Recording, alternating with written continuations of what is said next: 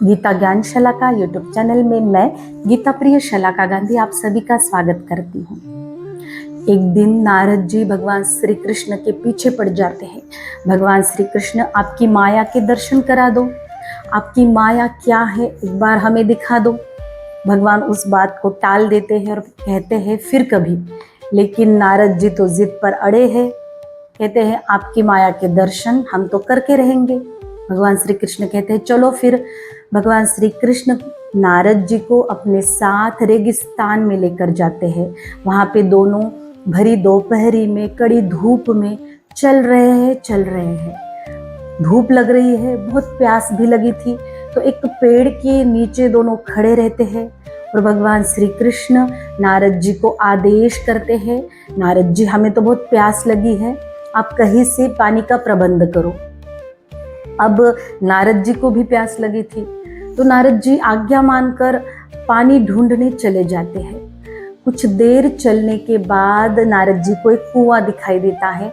वहां पे कुछ नव युवतियां पानी भर रही होती है। नारद जी पानी की याचना करते हैं और वहां से एक सुंदर सुशील एक नव युवती पानी देती है नारद जी को, पानी पिलाती है कुएं का। नारद जी प्रसन्न होते हैं, तृप्त होते हैं, लेकिन नारद जी उसके सौंदर्य में ऐसे खो जाते हैं कि उसके पीछे पीछे पीछे उसके घर तक चले जाते हैं। वहां पे देखते हैं नारद जी वो युवती राजकन्या है, उसके पिता एक राजा है।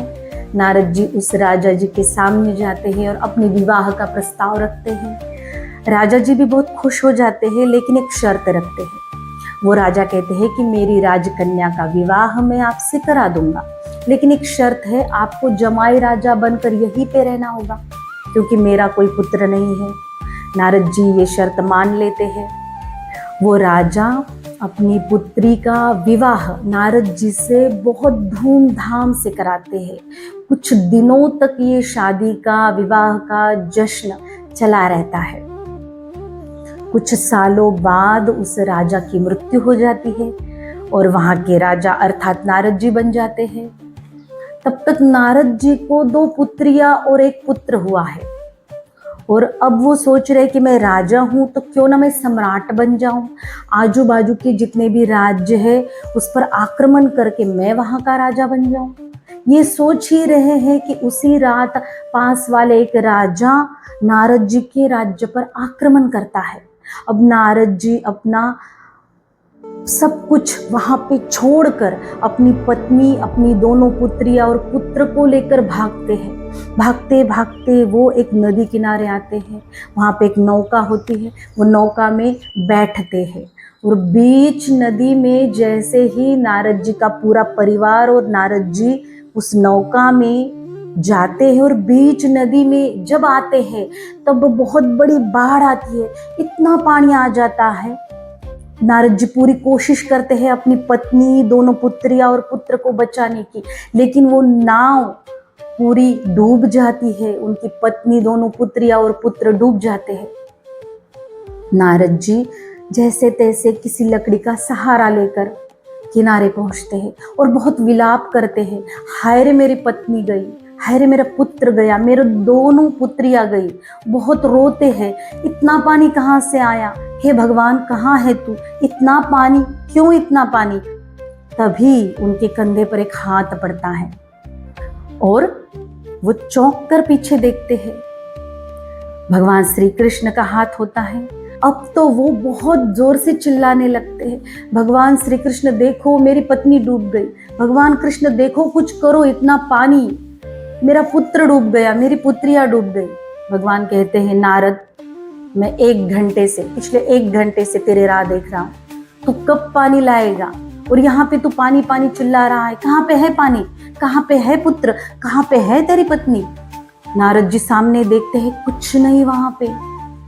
और नारद जी कहते हैं 1 घंटा, मैं तो 15 साल से यहाँ पे हूँ। भगवान कहते हैं कहाँ पे है, जो तू कह रहा है वो सब कुछ कहाँ पे है। नारद जी देखते हैं फिर से रेगिस्तान, फिर से वो चमक रही रेती, न पानी है, न पुत्री, न पुत्र, न पत्नी, न नाव, कुछ भी नहीं, नदी भी नहीं। नारद जी कहते ये क्या है भगवान, और भगवान मंद मंद मुस्कुरा रहे होते हैं। भगवान की ये मुस्कुराहट देखकर नारद जी समझ जाते हैं यही है माया, बिल्कुल यही है माया। इस माया नगरी में जाकर बाल ब्रह्मचारी नारद जी की शादी हो गई, पुत्र हो गए, पुत्री हो गई। हम भी इस माया नगरी में फंसे हुए हैं, इस माया के ब्रह्मजाल में फंसे हुए हैं। हम भी हमारा अस्तित्व भूल चुके हैं, जैसे नारद जी भूल गए थे, वो खुद नारद है। भगवान श्री कृष्ण को भूल गए थे, हम भी भगवान को भूल गए हैं। भगवान श्री कृष्ण भगवद गीता में कहते हैं ममैवांशो जीवलोके जीवभूत सनातना, ये जीव मेरा अंश है। हम अपना जीवपन भूल कर इस भगवान की सृष्टि में ऐसे रम गए। कोई स्त्री बना है, कोई पुरुष, कोई हाथी बना है, कोई घोड़ा बना है, कोई चिड़िया बना है। हम हमारा अस्तित्व भूल कर कुछ न कुछ बने हैं। भगवान की माया बहुत कठिन है। भगवान की माया क्या है? एक इल्यूजन, एक भ्रम है। यत दृष्टम तत नष्टम, जो कुछ दिखाई दे रहा है वो सब कुछ नष्ट होने वाला है। भगवान कहते हैं कि मैं अपनी माया से ढका हुआ हूँ। नाहम प्रकाश सर्वस्य योग माया समावृतः, भगवद गीता का 7वें अध्याय का 25वां श्लोक है। माया के अनेक प्रकार है। भगवान की माया शक्ति है जो योग माया भगवान को ढक लेती है। देखो, हम सब कुछ देख सकते हैं इस सृष्टि में, लेकिन भगवान को नहीं देख पा रहे। क्यों?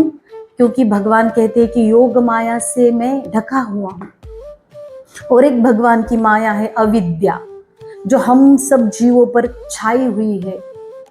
उसी का एक नाम आसक्ति है। देखो, पैसा होना, घर होना, किसी से हमारा संबंध होना, ये बुरी बात नहीं है। बुरी बात है लगाव, अटैचमेंट, जो हम कहते हैं कि ये मैं कभी छोड़ूंगा ही नहीं। हमारी अटैचमेंट इतनी पक्की हो जाती है कि हमें बार बार जन्म लेना पड़ता है। तो भगवान कहते हैं ये जो अविद्या है, ये जो आसक्ति है, यही माया है। अब प्रश्न आता है कि इस माया से हम दूर कैसे हो, है ना? ये माया तो बहुत कठिन है, इससे पार कैसे करें हम? माया से कैसे पार करें हम? भगवान की माया अत्यंत कठिन है, लेकिन श्रीमद् भगवद गीता में ही भगवान ने इसका उपाय बताया है। आगे की वीडियो में वो श्लोक हम देखेंगे जो भगवान कह रहे हैं कि माया से कैसे दूर हो सकते हैं हम, माया को कैसे पार कर सकते हैं हम। आपको अगर ये वीडियो अच्छी लगी तो ज़रूर लाइक करो, शेयर करो और कमेंट करो। और आपने अभी तक ये चैनल सब्सक्राइब नहीं किया है तो ज़रूर सब्सक्राइब करो। राधे राधे।